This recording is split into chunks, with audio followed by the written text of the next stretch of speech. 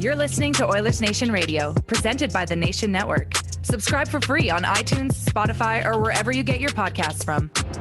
Thank you very much, Lisa. Welcome to the Oilersnation Radio Playoff Prediction Show. Finally, boys, we are here. We are ready to talk playoffs. We are going to spend the next hour doing so. I am Bag Milk. I'm here with Tyler Remchuk. Rick's here. Nation Dan's here. We're going to break it all down. One more game left in the regular season against the Vancouver Canucks tomorrow. We're going to look at that too. Lots going on. First, I want to thank our friends at Sherwood Ford the Giant. Again, spring is in the air. Maybe out in the road, getting a road trip in, going to drive to the mountains maybe. Get your vehicle in order. Oil change, new tires, a little bit of service for the summer. Maybe you just need a new whip. Entirely, our friends at Sherwood Ford are there to help. Again, boys, Broncos. Playoff Broncos. We've got 4 days, whatever it is, to make it happen. Sherwood Ford, 4 Broncos, 4 days to make it happen. Let's go. Follow them on Twitter at Sherwood Ford, on Instagram at Sherwood Ford _ the Giants. But as we do every week on Oilers Nation Radio, we start off with the Sherwood Ford Giant question of the week. So I turn it over to my friend Tyler Remchuk. The Sherwood Ford Giant question of the week. It's almost playoff time.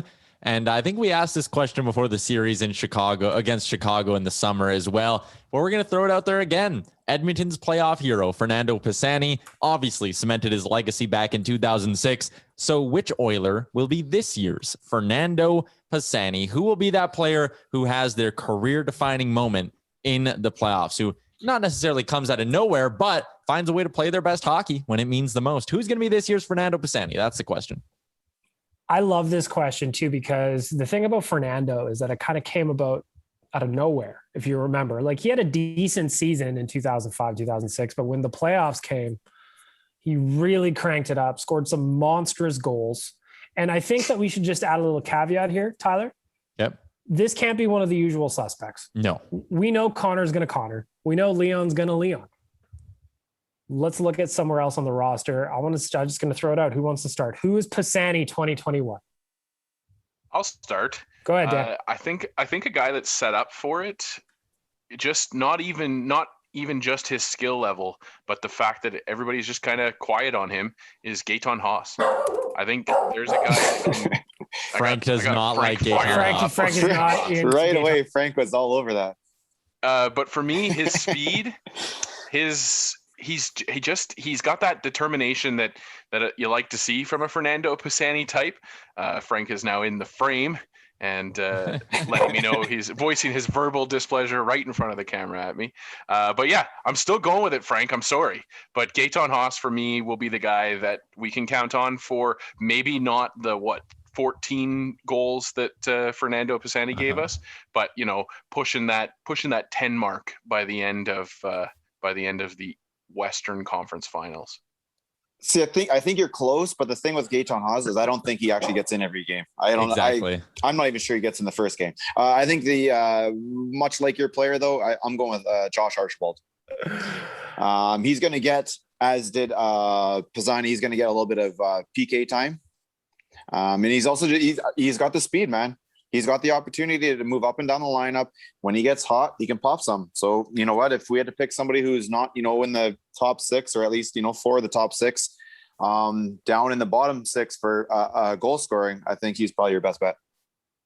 I'm a little bit upset because I was going to pick Josh Archibald. I think that he's got finish, he's got jam, he's got grit, he's got wheels. He's the kind of player that can make a difference in the playoffs. Looking at the roster, who do I want to go with now? You know who I think is going to come up big? And I think that it's going to be huge if he does, is a guy that has a cup ring on this roster. He plays in the bottom parts of the old answer. It's the answer. Alex Chiasson is going to be the guy that I pick. He plays power play minutes, so he's going to get a chance to score some goals there. He can score at 5-on-5. That line with McLeod Neal has been relatively effective over the last little bit. Mm-hmm. I think that Chiasson has got the tools to be that guy. He's not going to kill penalties like Fernando did, but he can contribute at 5-on-5, and he can also contribute on the power play. The guy's got a shot. He's got size. He's got experience. And I think for a young team like the Oilers, I think Dave Tippett's probably going to lean on those guys that have got a little bit more playoff experience. And I think Alex Chiasson is the one that could do it. We used to call him the answer. Maybe he will be the answer once more. Chiasson gets my vote. My vote, you're close to me, Bag Milk, but I'm on the other side of the ice. I'm going with the real deal himself, James Neal. He's starting to play some really good hockey right now. He's scored against Montreal. He's had a ton of other chances, 3 points in his last 3 games. And most importantly, he is a guy who knows what it takes in the playoffs. Over 100 career games in the Stanley Cup playoffs, 33 career goals. We have seen it go back to the beginning of last season when that guy was scoring in bunches early on. When he gets going, maybe gets a little bit of that shooting percentage luck as well, James Neal can do some damage. He's looking good right now. Dave Tippett clearly put an emphasis on getting him going before the playoffs. And I think James Neal is going to make Dave Tippett look pretty smart in the postseason. Maybe not 14 goals, but I think James Neal's offensive output will be significant, and it could make him this year's Fernando Pisani. It's going to be James Neal. I like that pick too, because the guy's starting to pick up some points now that he's back in the lineup. He's starting to look better. And just like Chiasson, if they want a different look on the power play, they throw him out there as the net front presence. We know he's got the hands, he's got the shot. It's the old boots that need a little bit of work. So I think James Neal's another solid pick. If you're listening to this right now, hit us up, ON Radio Podcast on Twitter and Instagram. I want to know who your 2021 version of Pisani is. Another sneaky pick might be a guy who's had 2 goals in his last 2 games, and that's Dominic Cahoon. He I think a lot of people kind of wrote him off as a part of this team, but same kind of issue I think as Gaetan Haas has, where he's maybe not in every game, but once you start chipping in that bottom 6 role, the coach is hard pressed to take you out again. So yeah, I think that there's some good opportunity here for us to find find a Fernando Pisani out of the mix. And I want to throw this in there as well. Like, Ryan Nugent Hopkins doesn't belong in this conversation because he is one of the Oilers' better players, but I really want to see Nuge have a good playoff run here. Like, for everything he's kind of been through, for the portion of the fan base that is for some dumb reason soured on him, all that stuff. I want to see Nuge have a strong playoffs. And Bag Milk, I got a buddy who, like yourself, diehard Nuge fan. He loves the guy. And we were texting the other day, just getting hyped up about the playoffs. And he was like, you have no idea what I would give to see Ryan Nugent Hopkins score a big goal or an overtime winner. Can you imagine a Nugent Hopkins overtime winner in the playoffs? That little leg up, throw it home, and how fired up he'd get. Oh, my mustache brother, Ryan Nugent Hopkins. All I want out of this playoff run is a Stanley Cup, obviously. But the other thing, I want a Ryan Nugent Hopkins OT winner. I think it would be, obviously he is still negotiating his contract extension.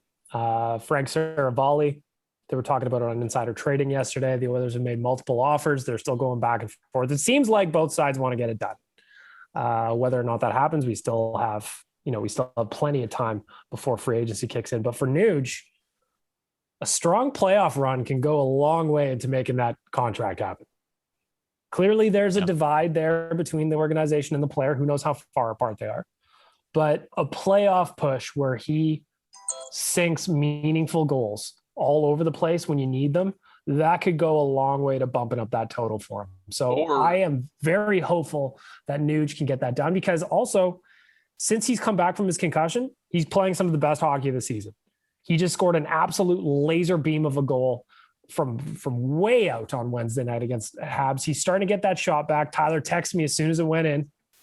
He's starting to get that mojo back, and I think that this could be a big time for Ryan Nugent Hopkins. And to your point too, Bag Milk, the other side of it is, even if he does do the intangible stuff, the stuff that doesn't show up on the score sheet, and this team goes on a deep run, that may help the player decide that he wants to stick around and be a part of something special going forward too. So yeah, only good things can happen for Nugent Hopkins and any player in a kind of a negotiation situation. And especially if he can start to produce like we know he can. If there's one thing that some Oilers fans hate, it is when a player is negotiating a new contract, isn't it? There is something about a new contract for players in this city that it just does not go well. It just doesn't. I don't know. People were responding with that kind of stuff when we posted the Cassian highlights yesterday. It's like, he only does that in a contract year. Well, we've only been in the playoffs in a contract year for Cassian, so that's not really his fault, is it? Again, I want to know who your answer is. Who's the Pisani in 2021? Hit us up, ON Radio Podcast. It could be anybody outside of the major contributors. All right. So not Connor, no Leon. We're taking Nuge off the board as well. Maybe you think Puljujärvi. He plays on the first line with Connor. But you know what? If he goes nuclear in the playoffs and the big man starts sinking him even more than he is, that could be a real problem for the Jets. That can be a real problem for the Jets. We will find out starting on Wednesday. In the meantime, head on over to skipthedish.ca, get yourself something to eat. It is a Friday afternoon. It's beautiful. It's supposed to be lovely tomorrow. We've got a matinee coming up at 1:30 p.m. Mountain Time. Wrap up the season. We'll start playing Closing Time by Semisonic right before the game starts. But get yourself something to eat. Maybe some wings, Tyler? Some midday wings. That'd be nice. Or maybe get some matzo sticks driven in from Arby's. I mean, I just don't understand you. You're the only person ever in the world that gets matzo sticks from Arby's. They're so good. Getting off the rails here for a second, we were going to go do axe throwing at our last Christmas party we were able to have. And we stopped for a pregame meal at Arby's, which we do. And then all of a sudden, Tyler's just like, I'll take the matzo sticks. Everybody's like, what the fuck? Yeah, they're pretty good. And the marinara sauce is top notch. It's decent. I have a couple better sauces in my fridge, but I'll tell you, the matzo sticks are pretty good. You got to eat them fast. That cheese, it starts to cool off a bit, and you're in trouble there. It's just like stuffed crust pizza. But guys, it's a day game on a Saturday. It's super duper nice outside. Skip the dishes. Also does skip the old booze.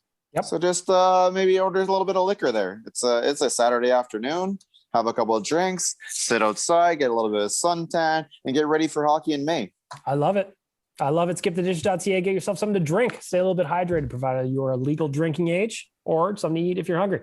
Also, since Rick brought it up, tomorrow is supposed to be, I'm looking at the forecast, it's supposed to be 22 degrees here in Edmonton, according to the one I'm looking at. And I want to know what your setup looks like if you're watching the game outside. Hit us up. Owen Radio Podcast. If you're watching the game outside, let me know. We'll share some of the best on our podcast Instagram page too if you tag us. It'll be great. I want to see what you guys are rolling with. I want to see what you're rolling with. Boys, let's talk about the task at hand. The Jets. The game starts on Wednesday at 7:00. Oilers and the Jets kick off. Obviously, this is a big series for the boys. The Oilers have run the show 7-2. The season series was. Let's just start off with some keys to victory over the Winnipeg Jets. Now, I'm going to just say season series now to me doesn't matter anymore. This is a new game, a new dance, a new start. Tyler, when you're looking at this series against the Jets, what's the biggest key to victory? Let's just start one at a time. What's the biggest key to victory that you can think of to make sure that season success rolls into the playoffs? We have seen throughout that season series that production from 97 and 29 is enough to get the Oilers past the Winnipeg Jets. Winnipeg does not have the horses on defense to slow down McDavid and Draisaitl. It's really as simple as that. But what I'll say is this, the depth scoring is important. The Oilers need some solid goaltending. I really do still think that is the key to all of this because you're going to get 2, maybe 3 per game from Leon Draisaitl and Connor McDavid. I think that's going to happen, especially if you lump in the power play production. I'm not concerned about that. But if you get goaltending like you did against Chicago last summer, we saw that 2 or 3 a night from Draisaitl and McDavid wasn't enough in that situation. They still need to keep getting the solid goaltending. Mike Smith has had a fantastic season.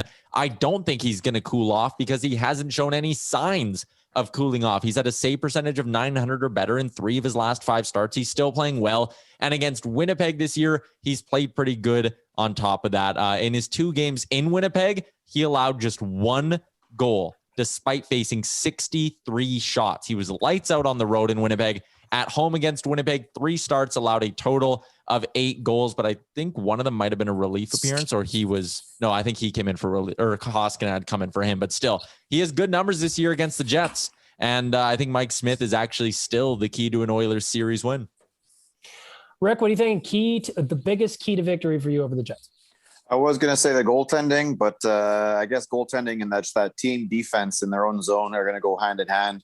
As long as we don't give up the grade A chances, I think Mike Smith, even less than what he's been doing this year, even if he brings out like a B game, if we play properly in our own defensive zone, that'll be enough for him to keep the puck out of the net. So if I can't take goaltending, it's just the playing the tight 5-man game in front of them and keeping their chances to a minimum.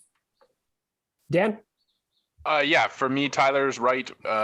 This team will go as far as Mike Smith allows them to. I think that's just clear now with the way Koskinen's been playing down the stretch. But for me, and Rick also, team defense always going to be important. For me, it's going to be shutting down the Nick Ehlers, the Pierre-Luc Dubois. I was going to call him Kyle Dubas, but just shutting those guys down, because you've seen with the Winnipeg Jets, in the last little stretch, they've been without Ehlers, and all of a sudden they can't seem to figure out how to win a hockey game. So for me, you just shut down those talented, skilled, smallish forwards, whether that's through physicality or through just playing defense and playing the puck in their end. And it shouldn't be a problem. I don't look at Hellebuck as an issue for this team. I think that's one thing that you can't throw out from the regular season, is the ability that the team has to have been able to get it past the former Vezina winner. So for me, just shut down those smallish, talented, skilled forwards, and we should be just fine and skating on to Toronto or Montreal. You guys kind of crossed off the things I had on my list. So I'm going to go with the bottom 6 for Edmonton has to beat the bottom 6 for Winnipeg. I think that Tyler's right. Connor and Leon are going to do Connor and Leon things. You can try to contain them as best you can, and maybe you do, but it won't last long. And those two have feasted on the Jets, Connor specifically on the Jets this season. So I think those two are going to be fine. I think Mike Smith's going to be ready to go. I think he'll be okay too. But the bottom 6, because if you look at the Jets forward group, they've got players that can burn you down the lineup, provided that they get the chance to do so. The Oilers need to find a way to make sure that their bottom 6 is at least sawing off even with Winnipeg's.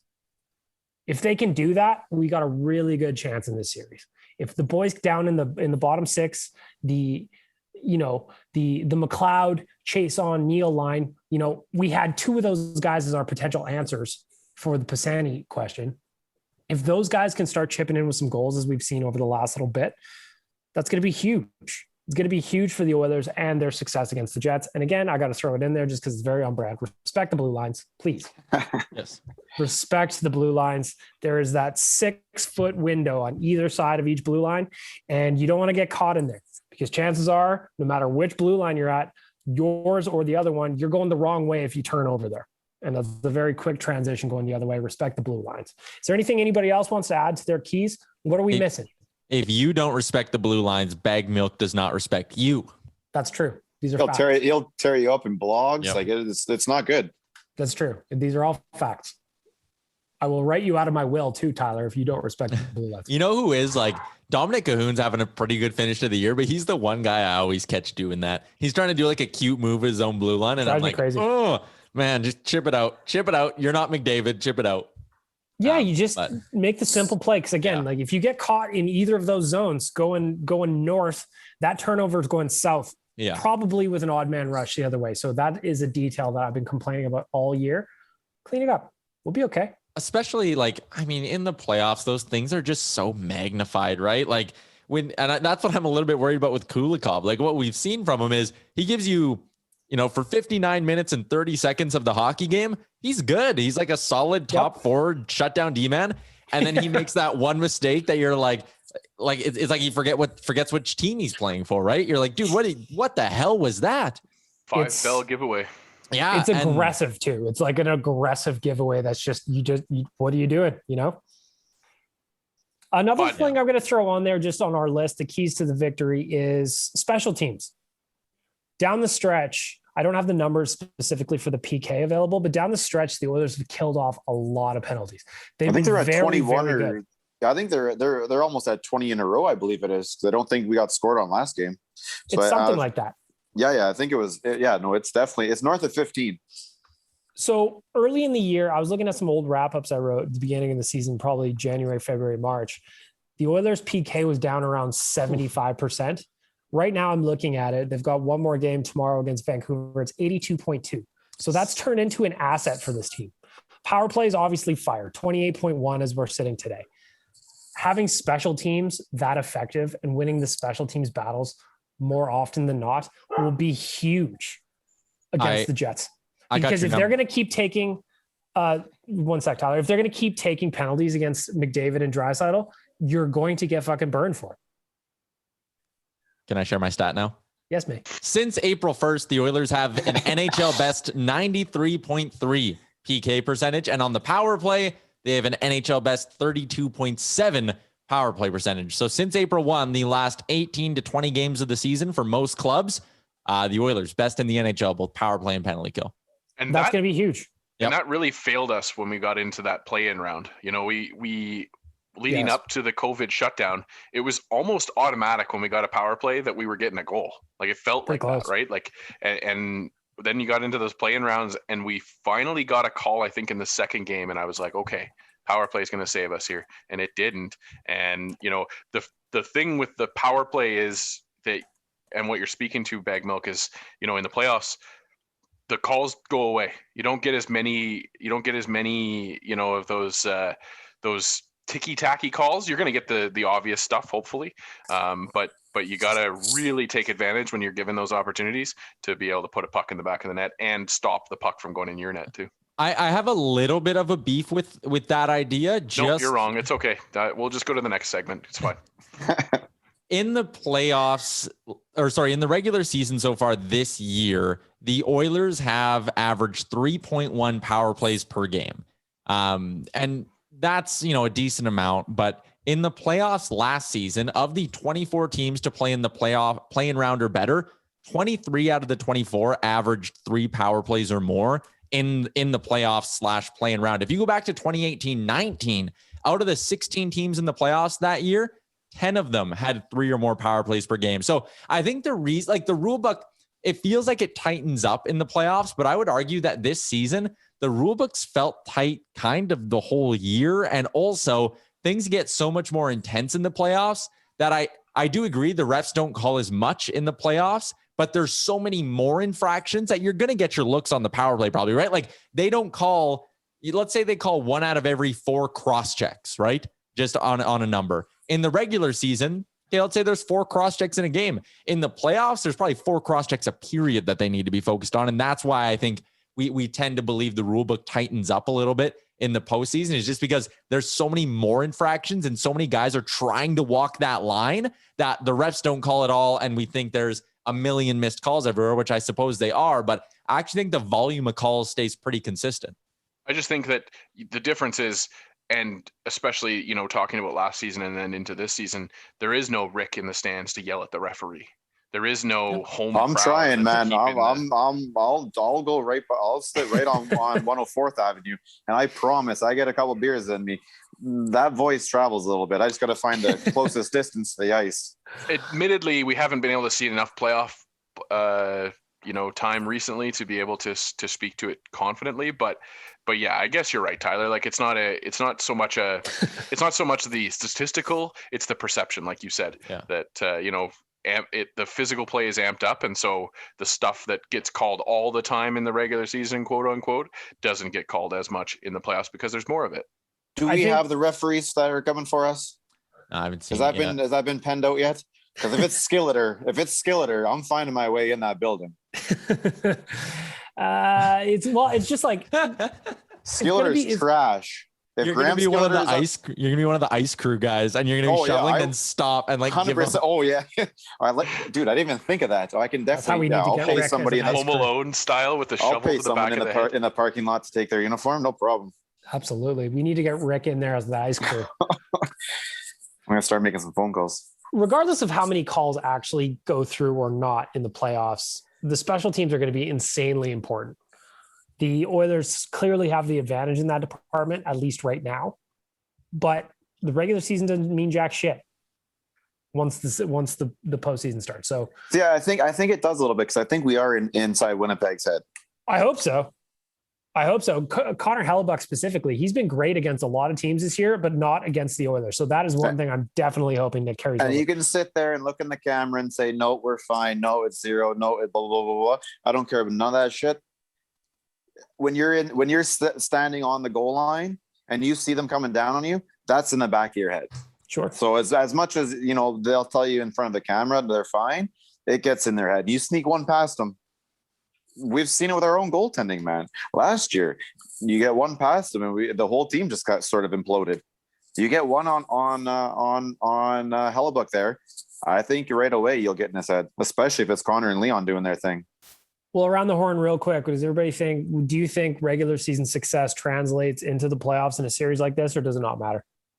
I think specifics like Rick said with the goalie, maybe a player or two. Like if Pionk had shut down McDavid like he did earlier in the season, the whole series, then I think that kind of stuff plays into it. But I don't think overall, like, we can expect the Oilers to win, in a 9-game series, 7 games out of the 9 kind of thing. I think it carries over in the sense that, like, Neil Pionk and Josh Morrissey suddenly don't get better at defending. Tucker Poolman doesn't suddenly become a better skater who can suddenly keep up with Connor McDavid off the rush, right? Like, those things don't change. I like the Hellebuyck thing worries me a little bit just because he's so good that I think like a goalie like that's capable of just like McDavid's capable of taking over things for 10 games. Hellebuck's capable of just playing out of his mind for 10 games. And in the playoffs, like the margin for error is just so thin, right? Like we talked about officiating. If there's a game where you're not getting the calls and you hit 2 goalposts at 5-on-5, like that right there could be the difference between you winning or losing. Doesn't matter how good Connor Hellebuyck plays. So I do think the Oilers will get past the Jets relatively quickly. I don't think it's going 7 games, but I do think this series is going to be a sweat still. Like every playoff series kind of is. So that concerns me. Maybe more than the playoff or the season series between these two teams as well. Like the way the Jets are playing right now should probably be the biggest concern for them. They can't win anything. 2 wins in their last 10 games. If they get Ehlers back, that'll help. So I think their recent play would be more of a concern. If I was a Jets fan, I'm more concerned about that than the matchup against Edmonton. And I think, like Dan likes to say, biggest key to any game is getting after him in the first period. I think getting after the Jets in the first game or two, that'll really sink it too. Like, I mean, if you're 2-7 against a team, and then you've had a really good talking to by the coach, and you're focused, and okay, bang bang, let's go. It's 0-0, and all of a sudden you're down 0-1, then 0-2. You sink right back to that spot real fast. Let me throw this out to the group. What do we think of the back-to-backs? Does that benefit Edmonton or does it benefit Winnipeg? If you look at our record, it benefits Edmonton. Yeah. Jack brings it up every game. Yeah. Since Dave Tippett's been around, the Oilers have been excellent back-to-backs. I'm not really worried about it. It's a weird product of having the Canadian division start their playoffs a half a week later than everyone else, Yeah. We're going to let Calgary and Vancouver play. Obviously, Hellebuyck goes back-to-back. Does Smith? I think he has to. So it's games 2, 3, and 4. You're up 2-0. You're up 3-0 after game 3. Koskinen Who goes in net? Only scenario you start Koskinen is if you're up 3-0 heading into game 4. 2-1's not enough for you? No. Well, I think the other element to that too is if you're up 3-0, it depends on what the Leafs and the Habs are doing, right? Yeah, if maybe because the Habs are sweeping too, then you're going to have a series right away. Yeah, I think you worry about Smith on your own, regardless of what's going on around you. He's yours. Deal with him. Who cares what anyone else is doing? Like if we ended up going 4 and they go 7, and we played Mikko in 4 instead of I don't think I'm going to sit there and get too bummed out about it. But now, Steven, there's the part of me that goes like, what if you were to lose that game and it's 3-1 and you got to, they're coming back to Edmonton and there's pressure on you in game 5 because you don't want to go out. Like maybe you do just no matter what role Smith. Like if you're worried about giving him rest, like he can get rest after you sweep him. I don't know. You've got the big stat book there. How many times have we had 2 losses in a row or even 3 losses in a row this season? Not very often. I don't know if we have, I'm sure we have had a 3. But also 2, not very often. So if you do lose that first one, if you do lose the 3-0 game and go to 3-1, I don't think the team's going to get too down on themselves where, I think they'll come out real hungry to try and clean it up. But also we were going back to Smith in those situations, right? Like I think last year more so than this year, we would last year. I think we need to wipe last year. I think the only thing you want to take away from last year is it's made Connor go from 120 point player. It's pissed him off. And now he's 150 something. It's put him at 1.8 plus goals or points per game. Like it's angered Connor. The only thing for me that last year... That's the only thing I'm taking. The rest of it is garbage. It's trash. Wipe it. Forget it. It does not even fucking matter. The only thing for the team me was garbage. That would carry over from last year's play-in round is if Smith comes out and lays up an absolute egg on the first night. We've seen like, oh shit, is this team going the same way where our goaltending is going to let us down and our offense can't overcome it? Mikko's only had one bad game. He had that one bad game he got pulled in since like Smith came back. Mikko's last two games were pretty bad. Why was the last game bad? What did he do? Unless I'm that tying goal against the Montreal. Sure, the bad goal. Whatever. We still won the game. Still stopped 25 shots. It's again, like I said, that's the only thing I would say that this team probably takes away is that like, oh shit, here we go again, kind of. But Mike, who was in net? Who was in net when we were down 3-0 to Vancouver, and then we came back and win? I think that was Smith who rode the whole way, and he's the type of guy that even if one gets past him, he's still. I don't know if the raw type of guy is the right word, but he's got that swagger. That doesn't bother him. Doesn't matter, you guys. Connor, you have 150 fucking last points this year. What's it matter if one puck went in? We are going to score 5 tonight anyways. Who gives a shit? I don't think anything that happened in August matters. Yeah, fair. It's one thing it does. The fact we lost and it's taken Connor from 120 point it's pissed him off and sent him to another fucking level. That's the only thing I'm taking out of this. The rest of it's garbage. It's like the team was trash. How can you really put too much stock into what happened in a 4-game series after a 4 fucking month hiatus? I think it's a fair point. But like you just look at them. We know this team inside and out. We watch them fucking more than almost anybody in this world. And that was not the Oilers from that. That was not the fucking team that we'd watched previous to the stoppage or whatever. That just wasn't them. They were wearing the same jerseys. They had the same name bars back there, but that was not the same fucking team. This team is fucking different. This is going to be much different. These playoffs are going to be much, much different this year. For 90 years and 4 generations, Cornerstone Insurance has been a family and employee-owned business here in Edmonton with all of the insurance products that you could ever possibly need. Life insurance, car insurance, home, auto, whatever you need. Our friends at Cornerstone Insurance are there. And if you go to cornerstoneins.ca, cornerstoneins.ca, there's a handy little tab there for citizens of the nation. Get yourself a discount on some insurance from our friends at Cornerstone. We were talking about a couple of things before we started recording here. All of us here on the podcast, we like a bet or two. So one of the books we were looking at had some points predictions, and I thought they would be fun to play with since we love points predictions here. Tyler, we were looking at McDavid and Draisaitl specifically for this one. Yep. What are the bets we're looking at? What are we trying to decide on? Let's make a little money here as a team. All right. So the point total over unders for the Oilers as they head into their series against the Jets. Connor McDavid is set at 10.5, but it is worth noting that the over is paying pretty well at plus 130, but over 10.5 points for McDavid. I personally like this bet. I took advantage of this bet, laid some money down on it as well. Against the Jets this year, he's absolutely torched them. 104 points in 55 games. No reason to think Connor McDavid can't get 11 points. Like, even if you just break it down in the sense that, okay, the Oilers, if they win the series, have to win 4 games. Connor McDavid averaging 2.5 points per game in the wins only. That's not that far-fetched, and he's probably going to get on the board if they lose 1 or 2 as well. So I think over 10.5 is the play here. All right, over 10.5 for Connor McDavid. I'm going to say yes, sir. I am refusing to bet against him again this year. I will not do it. Over 10.5. I don't care if they only play 4 games and it's a sweep. He will fucking get there. Dan? Well, as the guy that missed his prediction by 5 points below it, yeah, you're bang on, bag milk. There's just, you can't say anything but over for this guy at this point. Like Rick said, he's also playing pissed off, and Rick? That's a good Connor. Yeah, no, I don't see how you could take the under with a guy like this, especially on the Terry he's on right now. His points and game, it's ridiculous what he's doing right now. There's no reason to think that Winnipeg's figured out some way to stop him. So yeah, I would, even in 4 games, no problem. 11 points. What about the second half of the dynamic duo? Tyler, what do we got for Leon Draisaitl?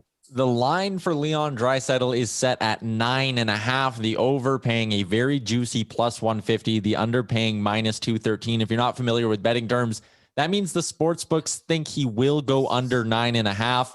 I think I kind of want to agree with them. I think 9.5 might be a little bit too lofty of a number for Leon Draisaitl, just considering that we're not expecting him to start on the same line as Connor McDavid. You know, he'll get his power play production and all that. He'll produce it 5-on-5 as well, but 9 points in a 7-game series is still a lot for Draisaitl if he's not with McDavid. I think I might lean towards the under on this one, which means I'm not betting it because minus 213 sucks. Rick? To be fair, I didn't take the Connor one and I'm not touching this one either, but the way I think the series is going, I think it's going to be awfully difficult for him to get to 10 points without playing on Connor's line 5-on-5. I would not be surprised to see him do it, but I'm not risking my money on it. But if I have to make a guess at it, I will say under, just because of the way I see the series going. I don't think it's going to happen. Mr. Nation Dan, Leon Draisaitl plus or minus 9.5 points. I have to admit, when you said 9.5, it just made me sit here and kind of listen to what you guys were saying. I hear what you guys are saying, but for me, I think it's a boring podcast if everybody just agrees. I'm going to say he goes over just merely for the fact that I think the Jets will key in on Connor and leave Leon to do his thing. And I do believe that you're starting to see little sprinkles of chemistry throughout that second line, no matter who the mix is, whether it's Cahoon, Draisaitl, and Yamamoto, or Nuge, Draisaitl, Yamamoto, who knows? But I'll say over, and I think it would be like a tight over of 10. I'm going to say life's too fucking short to bet the under. So I hammer that over. Nice. I'm hammering the over. It's a good payout. I think that there. Did you bet it? I did bet it. There is going to be power plays. So while I agree at 5-on-5, Connor and Leon probably are not going to be together. Power plays, they're going to be together. If there's any shifts following a penalty kill, those two are together. 4-on-4, they'll be together. There's plenty of scenarios where they will be together. I think that second line as well. Nuge is starting to heat up. For the love of God, Yamo will start scoring a little bit. Those three can do some damage if that is the second line, of course. So fuck the under, man. Life's too short. Going for the over. Over 9.5 for Leon. Yes. The only way it doesn't happen is in a 4-game sweep. Yeah. That's my prediction. But even then, even with a 4-game sweep, I like to think that there would be one game in there where the Oilers score like 7 goals, right? If they're dominating the Jets that hard, then there might be a game where they pop 7 and he has 4 points. You never know. A couple more here to get to. The first is Ryan Nugent Hopkins. Yesterday, when the lines opened, Nugent's total was 3.5 points. Hammer the over. Paying an incredible plus 140 on the over. Like this guy in the top 6 on the top power play unit. He's usually he might be out there late in games with empty net looks as well. I hammered over 3.5.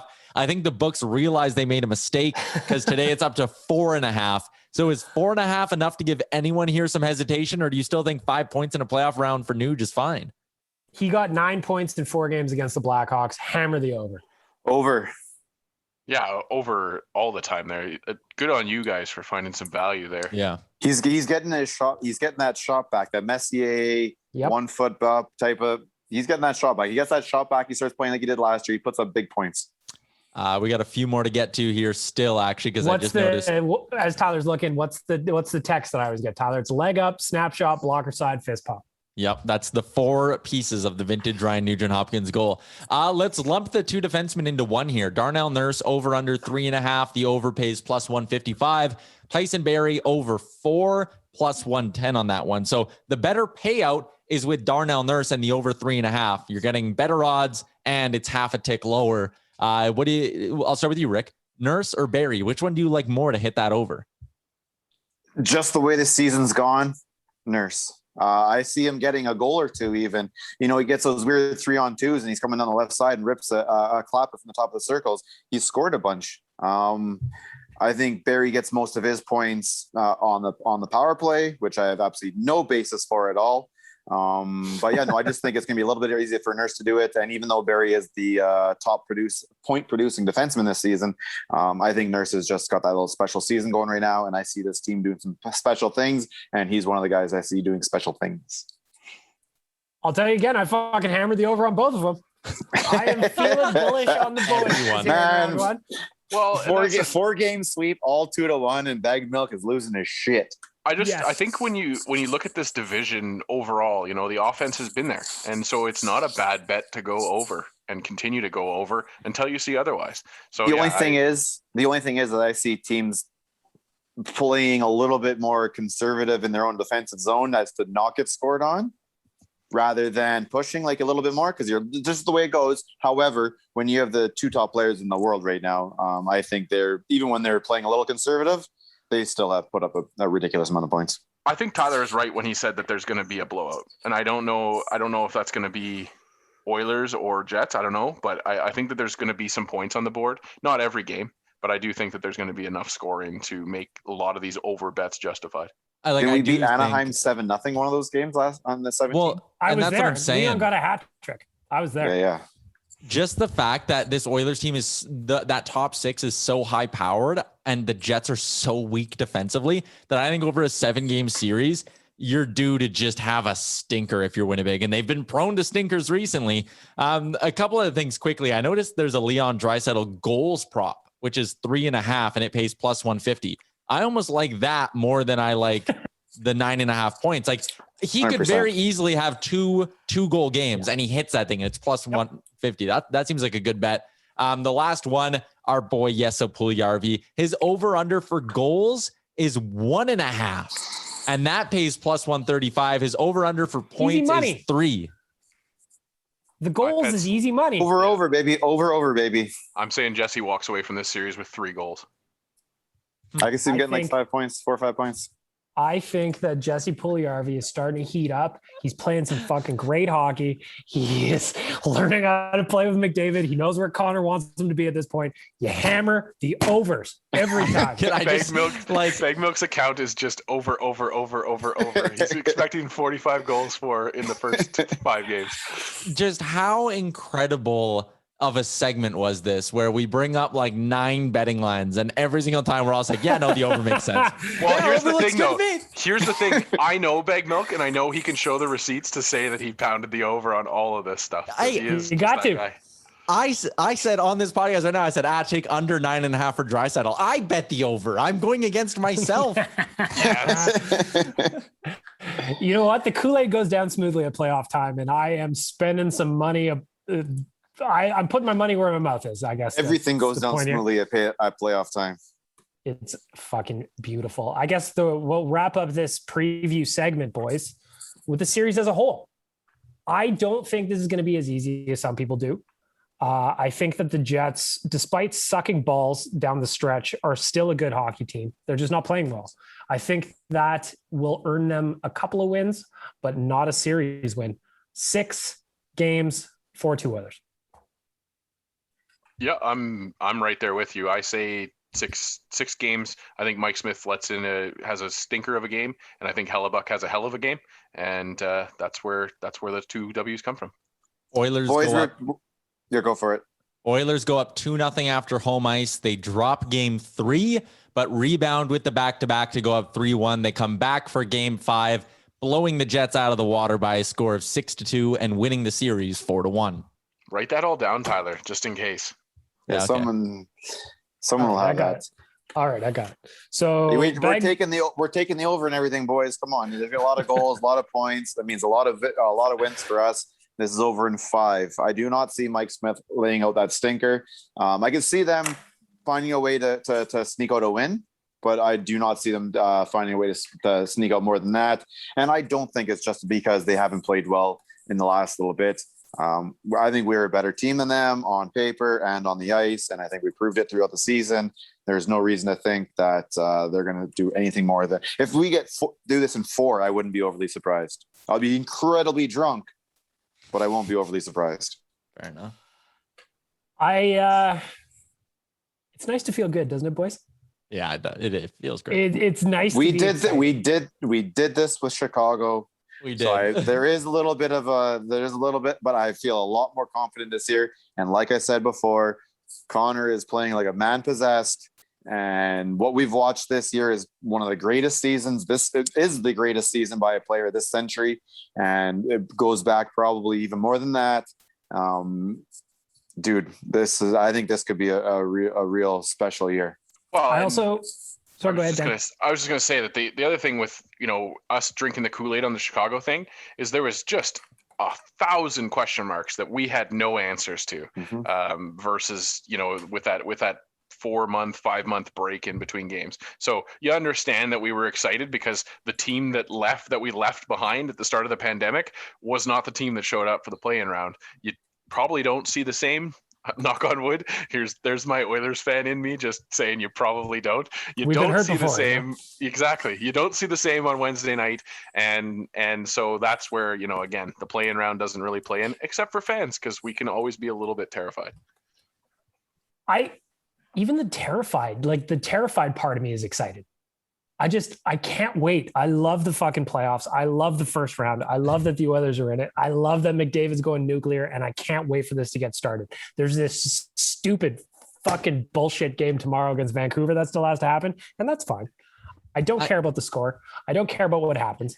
I just hope everybody has a hashtag good time and makes it through healthy, We talked about this earlier, and I don't know if you had a little spin-off for it planned or not, but I still think with tomorrow's game, just because there's a week, otherwise if you don't play tomorrow's game, there's a week between games.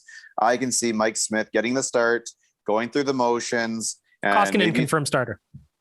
Well, never mind then. I still see him doing his pregame stuff. He probably takes. I just see him going through the same motions he's going to want for game one. He's already said he's an older goaltender now. He's taken a lot more pride in his setup, in his pregame routine, and I think he's going to want that. So I could see him doing a lot of things that he would normally do when he's starting, as opposed to when he's most likely going to sit on the bench the whole game. Another thing for tomorrow's game as well, looks like Slater Cuckoo is back for the first time. He'll be playing alongside Ethan Bear on the third pairing. Just to confirm our predictions there before we go forward, I want to make sure I'm writing them down correctly. Bag Milk and myself was 6, Oilers in 6, and Rick and Tyler, you're saying in 5? Yes. Yep. Perfect. I just tweeted it out as well, Dan, so you can track that tweet just like you did with the points one, because I'll forget 2 seconds from now. Well, so with Cuckoo playing tomorrow, what do we think? Does that give him a green light to game one? Are they just trying to get an idea of where he's at and then make a decision after that? Where's everybody sitting on that? Because I know personally, I'd prefer to see Jones in. Yeah, I think it's a little bit of A, a little bit of B here, Rick. I think Caleb Jones didn't look very good last time out. He's had a good second half of the season, but a couple of rough moments. And I think Dave Tippett's probably looking at Slater Cuckoo, who, when he was hurt, like the last couple of games before he got hurt, I think he was in and out of the lineup, if I remember correctly, and wasn't playing his best. But early in the year, that guy was looking like a top 4 D-man at some points, and he's got a little bit of playoff experience, I believe, right? So I think Slater Cuckoo is a guy who might draw in on game one if he plays well tomorrow. I think tomorrow is just a big test for him.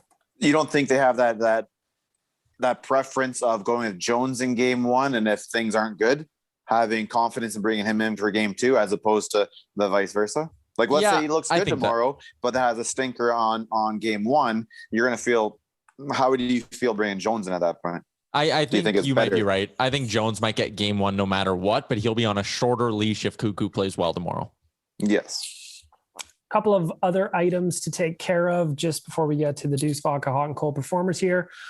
According to Darren Dreger on last night's episode of Insider Trading, it looks like Tyson Barrie will be testing free agency. He does want to come back to the Oilers, according to Dreger, that is, but he's looking for a 5 or 6 year deal that provides a little bit of stability. And it doesn't look like Ken Holland wants to play that game. Just real quick around the horn, everybody's thoughts on Tyson Barrie potentially going to free agency. To me, this was a perfectly executed plan by Barrie. He came in, he got all the points that he said he wanted to get, took a discount in Edmonton, lighten it up.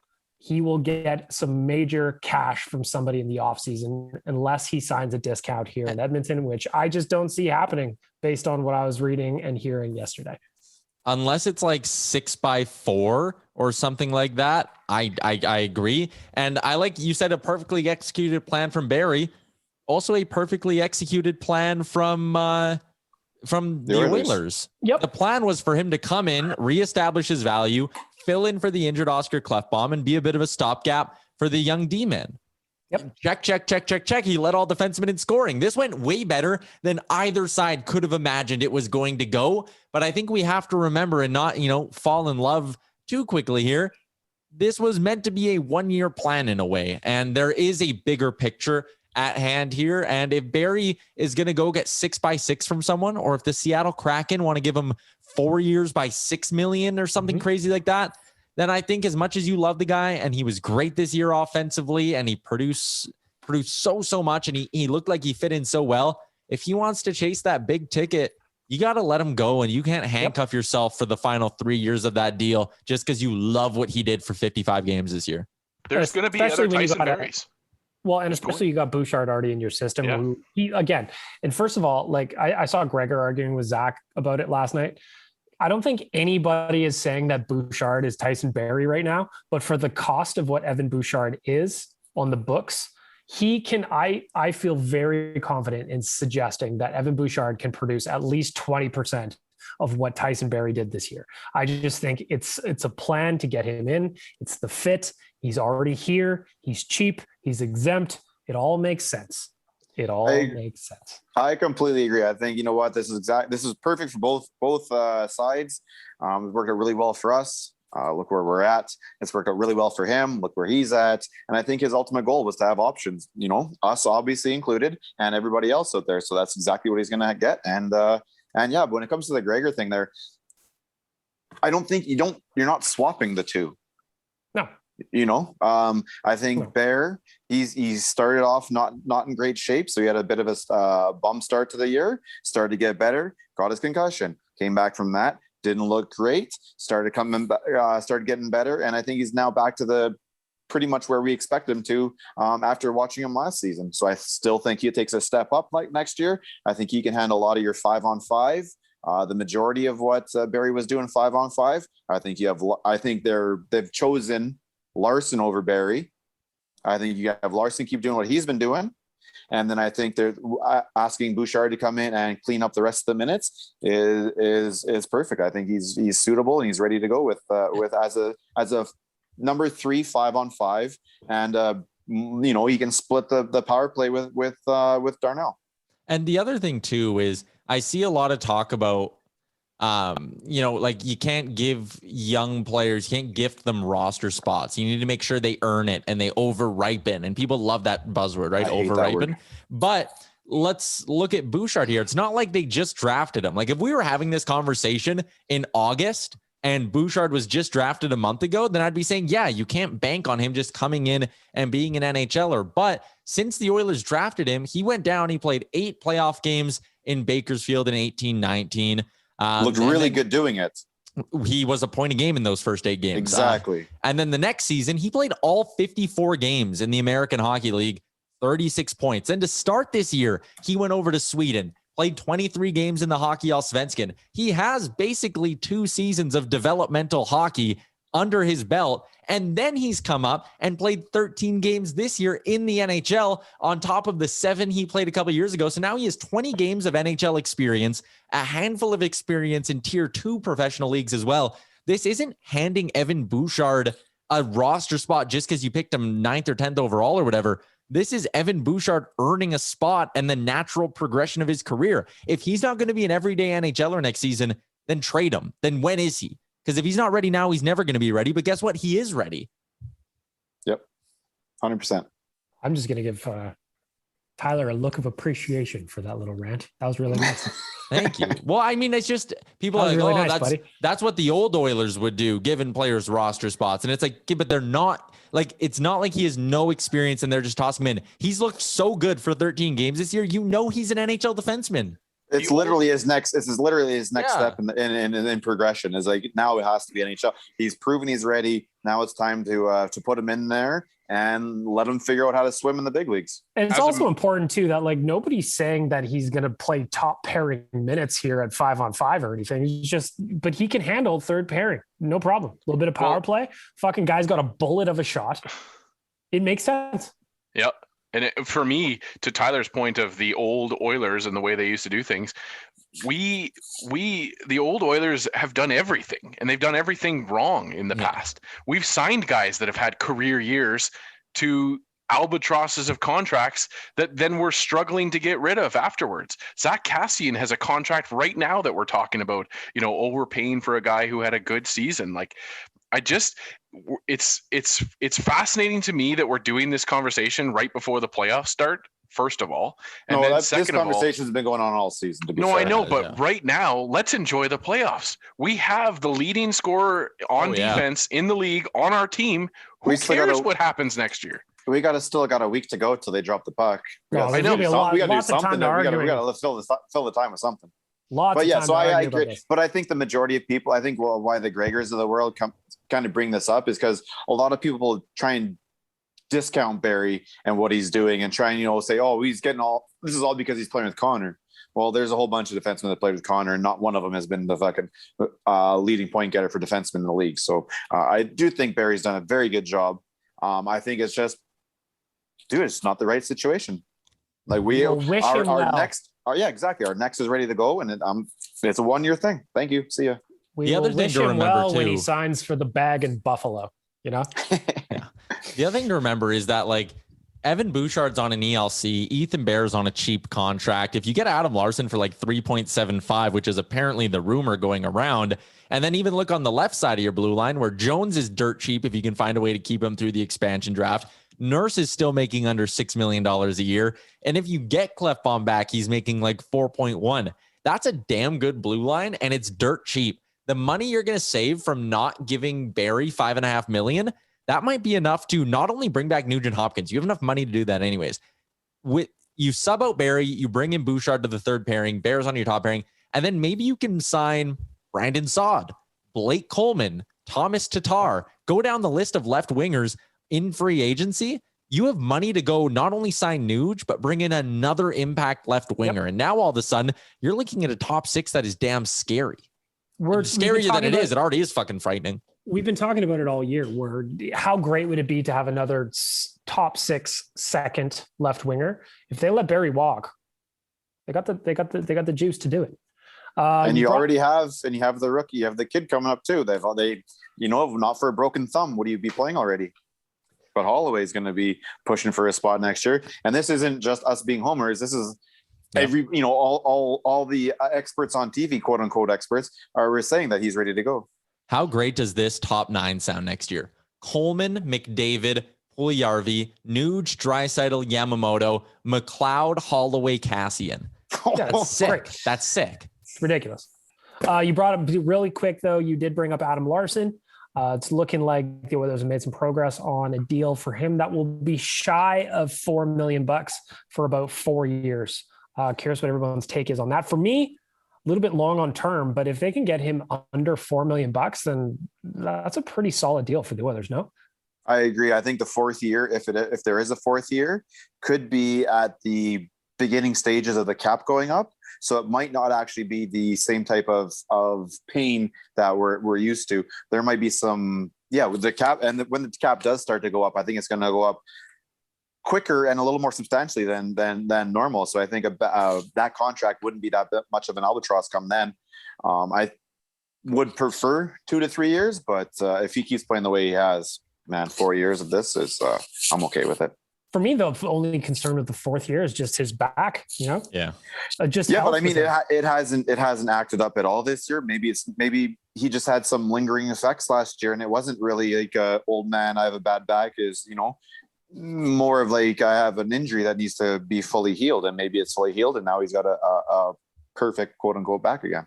What does everybody think? Adam Larson, let's say it is under $4 million. You like it or no? TJ Brody got 5 last year from Toronto, and I think Tanev got 4.5 from Calgary. So if you get Larson under 4, I'm all over it. I give the fourth year because I think that's what keeps the AAV low. I've heard Larson, and Larson loves it here in Edmonton, has no desires to leave or anything like that. So that might have been the negotiation. His agent probably said, hey, he can get 4.5 on the open market this year. And the Oilers said, well, if he likes it here, we'll tack on a fourth year that other teams probably wouldn't. Let's knock down that AAV and get this thing done. Dan?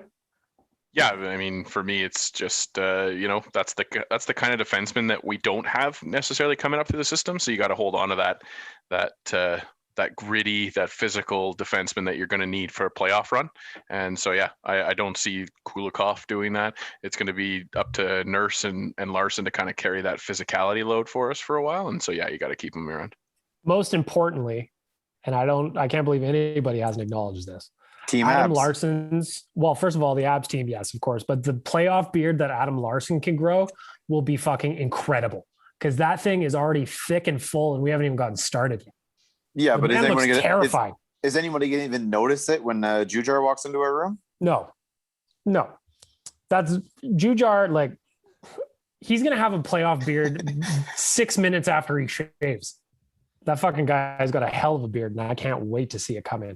I'm also just looking forward to seeing the playoff facial hair in general. Tyler's already growing his. He looks great. I have a 3-month head start. I'm just looking right now at the pictures of all the Oilers here and sort of who's going to be at the top of the quote all beard team with the Oilers. Mike Smith would be a good pick. Of course. He's going to have a great beard. Adam Larson, like you said, is our Swedish gator. He looks beautiful already. Kulikov looks like he might have a bit of the neck beard thing going on, but he might be able to pull something off there.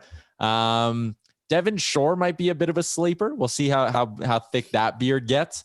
Nugent Hopkins will always probably win the fan favorite category. It's going to be a classic. He'll have the Yaremchuk. Yeah.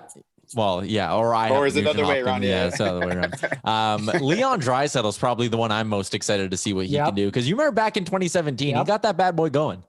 But is he going to let it he's not going to let it go like Joe Thornton style, I think right? he will. I feel like he's going to be a guy that kind of cleans it up a bit and keeps it trimmed. And, there's some maintenance you have to do to these things. Trust me. Leon, you can't do that, buddy. You just got to let it go. You will be a fucking terrifying man if you let that thing go. Do we get the tip stash? I'm going to write an article about this because I demand it. There's not enough public pressure right now. I don't think anyone's brought it up in the last little while.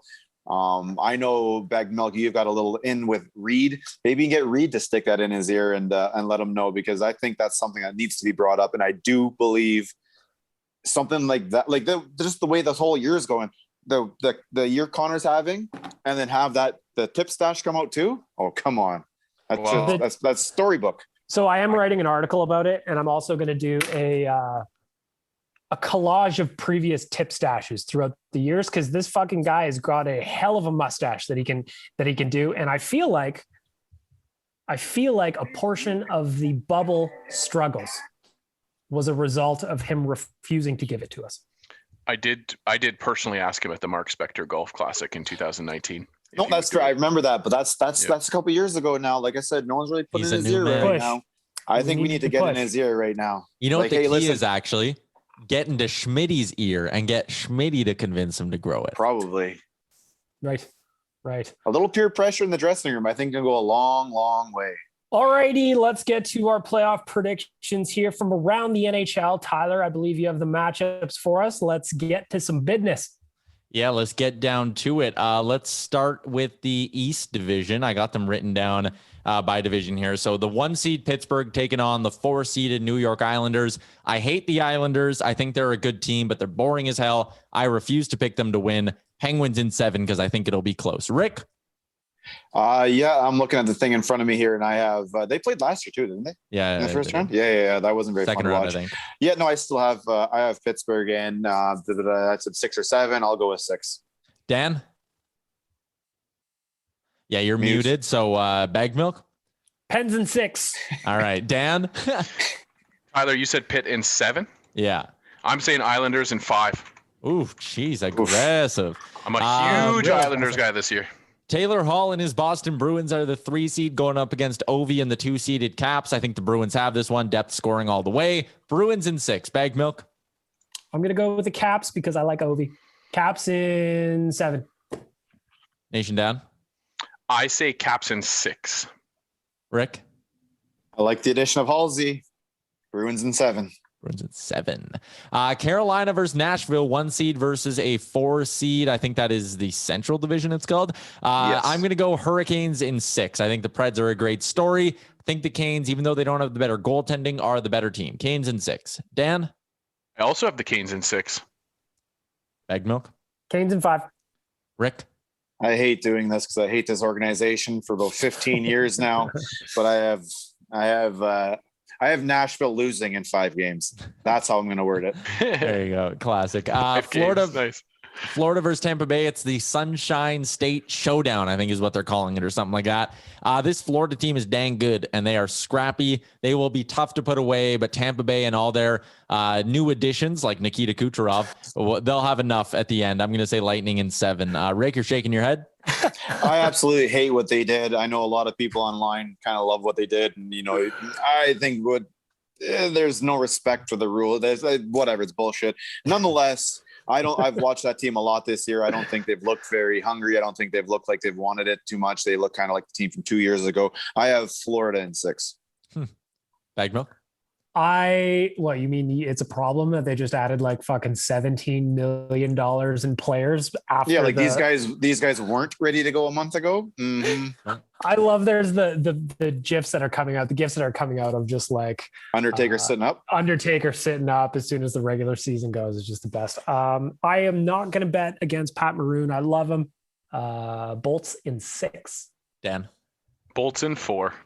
Ooh, sheesh. Yep. I think people are I think people are underestimating Florida. I think Florida's fake news, man. No, man, they hate that team. If you've watched them play against each other in the last little bit, Florida HockeyFights.com loves that series, and I think it's going to be nasty. Florida knows what they're doing. I think Florida is going to sneak this one out. I think this division we're about to talk about is going to be over in a hurry. Colorado versus St. Louis and Vegas versus Minnesota. Let's start with the Avs versus the Blues, where I got the Avs in 5. Dan? Blues in 7. You're insane. I know. Avs in 6. Rick? I've got Colorado in. I've got 4 written here. I'll stick with 4. Fair enough. Vegas, Minnesota. I love Kirill the Thrill. I think that was a great story. Dad bought Cam Talbot. Great story as well. Vegas is too good to lose in the first round. Vegas in 5 for me. Rick, where are you going? I hate that franchise with everybody just jumping on their bandwagon because they're fucking new. It makes my skin crawl. They're probably the better team. I got Vegas in 6. Dan? I hate this franchise because Jacques Lemaire, so 5 for Vegas. Bagno? Vegas in 6.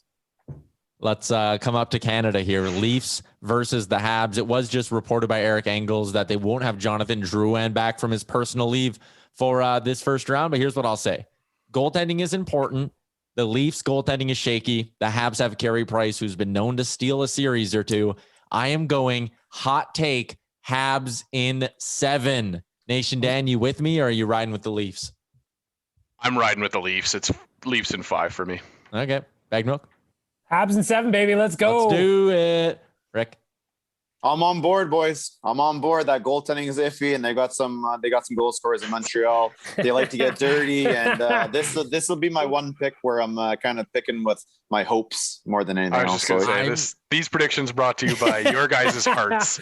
I'm going to put my money where my mouth is. I'm going to put maybe not a lot, maybe just a green one on the Habs to beat the Leafs, but I think I'm going to do brown bill on the Habs to beat the Leafs. I don't trust them that much, and I don't like them that much. So no, I'm not going that far, but I might maybe a little something on the Montreal Canadiens to keep me interested. I don't know, man, that Leafs team, that's just, whew. What's your guys' most confident pick out of all of those though, other than the Oilers? 6. I'm confident in the Oilers. I'm very confident. Other than the Oilers. I'm very confident in Avalanche in 5, and I'm also very confident in Bruins beating Washington. I think Washington I don't think the magic is there this season for them. At the end, man. I think Boston's running real good right now. Yeah, I think the addition to Hall really refreshed them, and I think Washington's at the near end of the stage of their championship caliber type run. So I think Boston's gonna take that one. I'm the biggest Barry Trotz stan I think there is. I think the Islanders come out of that East this year. Or whatever you call that East, whatever. Their division. You know what I mean? Yeah. I'm very confident in Avs over the Blues and whatever I said. 5, 6. What about home here, boys? What's everyone got for this one? I know I'm sitting. We already did it. Oh, we did do this already, didn't we? Podcast has gone on a long time. Yeah, all right, Tyler. Get your buttons ready. Time for the Deuce Vodka Hot and Cold Performers of the Week. If you head over to deucevodka.com/find us, you will be able to find a store locator everywhere you can get Deuce Vodka. If you follow Brad Stepanko on Instagram or Twitter, The Bearded Brad. You will see Neon Nation bomb anytime he scores. Leon scores, that is. So head on over to Deuce Vodka. Enjoy the pictures of Brett Kissel. Enjoy the Deuce Vodka ads that are hilarious. Enjoy them all. Make sure to enjoy responsibly. As we do every week, we start off with our cold performance of the week. We get our veggies out of the way first. Nation Dan, you're up first on my screen. Your Deuce Vodka cold performance of the week. Well, it's going to be very on brand that my Deuce Vodka cold performer of the week is the haters of the Deuce Vodka commercial. Those commercials have me roaring every single time I watch them. They are so much fun. Everybody's dropped a deuce in their life. Everybody said that statement that I've dropped a deuce. You get it. It's fun. People are talking about it. We're having fun with it.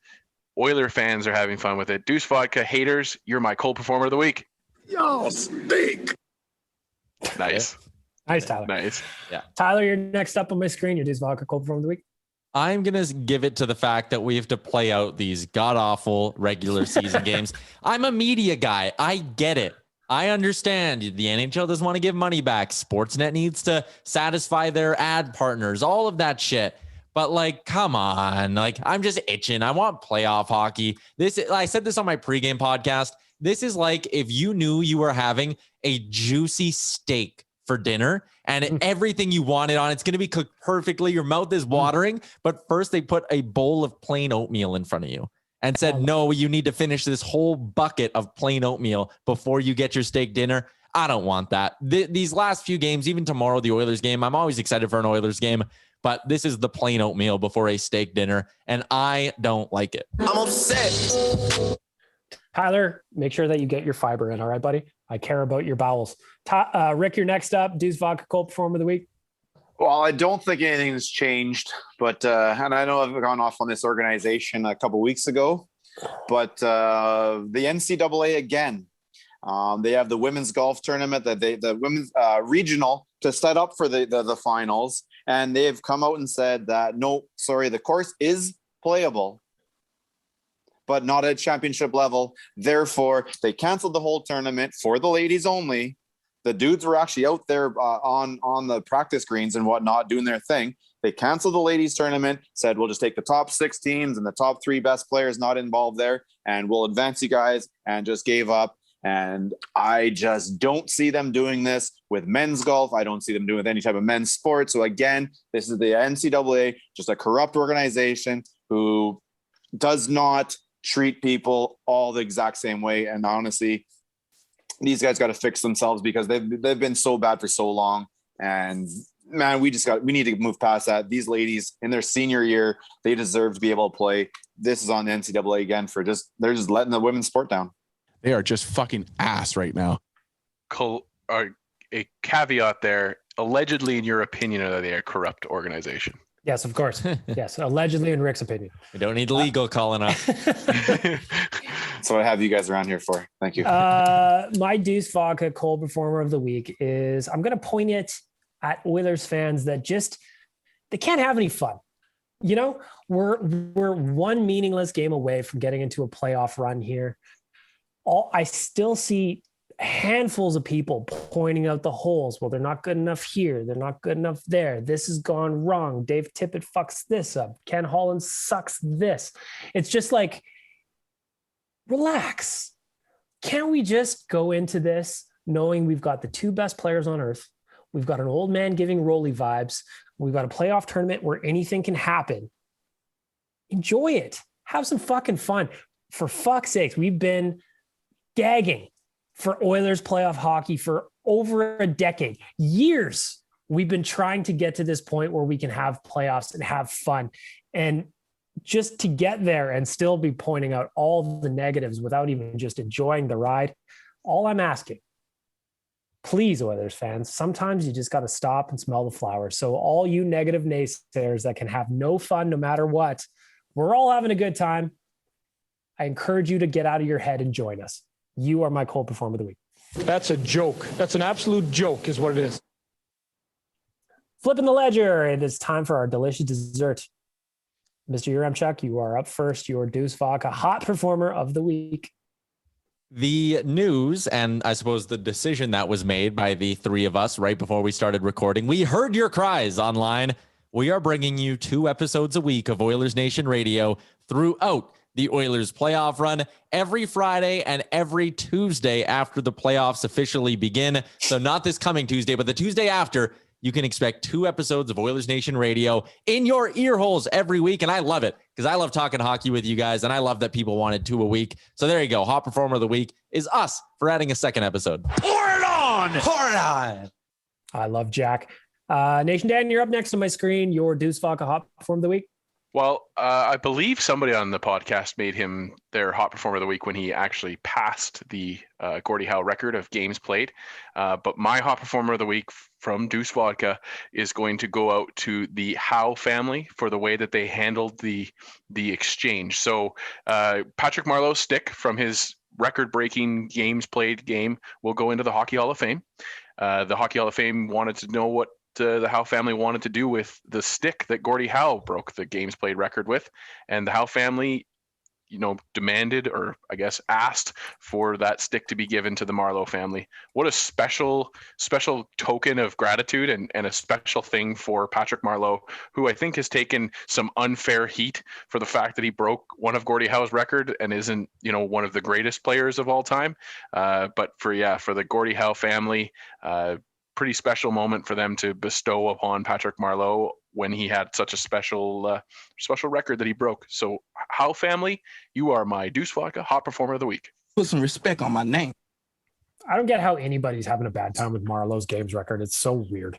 It's goofy. Rick, you're up next. Deuce Vodka Hot Performer of the Week.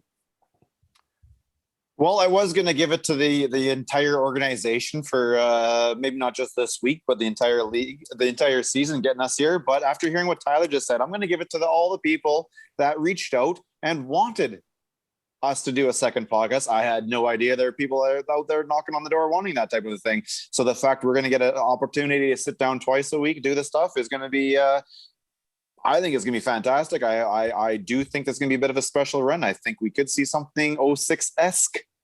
And doing this twice a week is, I think it's going to be fun. So I want to say thank you to everyone who just demanded that we do this twice a week. It hadn't been forgotten, Joe. My Deuce Vodka Hot Performer of the Week is going to go out to everybody that continues to book their vaccines. Everybody that has got at least one shot, I salute you. Everybody who's booked in for shot 1, I salute you. If you need to know where to go, albertahealthservices.ca has got all the options available. You can book online. It's got a list of pharmacies that you can call. You can call 811 to book an appointment there.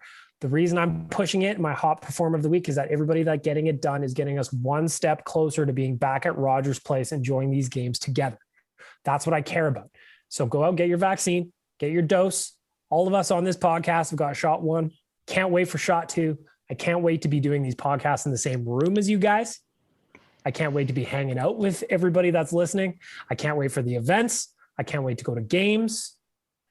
Hot Performer of the Week goes out to everybody that's gotten vaccine or is booked in to get a vaccine. Let's keep it going. The big guy is smoking hot. Let the record show I got mine on Monday and still have my Band-Aid on. When I was in the room, I made a joke to the pharmacist that she wouldn't get, but it was I told my podcast mates that I was going to get 1 shot before 10 or 10 shots before 1, and she didn't understand, had no idea what I was talking about, just not happy with me. Tyler, you got yours on Monday. This is Friday. How do you still have the Band-Aid on? Have you not showered this time? No, I think he's wrapping it in saran wrap like he's got a tattoo or something. No, man. Like this Band-Aid, and now it's a social experiment. I shower once or twice a day, depending on how greasy I feel I am. And this thing ain't coming off. Can we get a brand name of this? I feel like if this thing's lasting 4 or 5 days, they deserve a little pump. And like not even showing Band-Aid signs, like a little bit of peeling on it. But I know it's gross as hell, but we're in lockdown. No one sees me anyways. Poor girlfriend.